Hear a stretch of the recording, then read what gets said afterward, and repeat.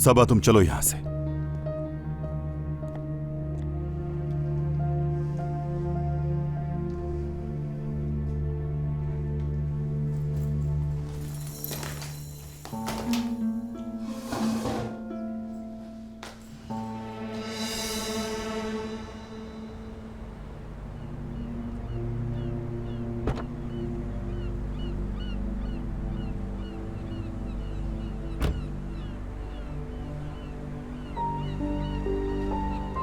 ये नहीं हो सकता।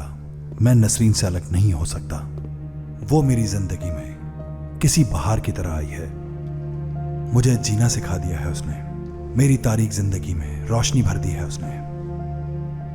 साथ ही एक मजबूत औरत है, वो मुझे आसानी से भूल सकती है।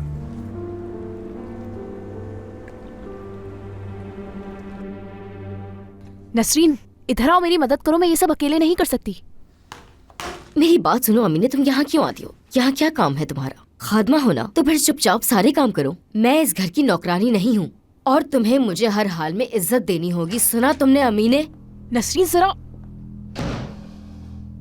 अच्छा, तो तुम इस घर की नौकरानी नहीं हो? हाँ, तुम एक नौकरानी हो नसरीन, और हमेशा नौकरानी ही रहोगी। चलो, अमीने जो कह रही है वो काम करो।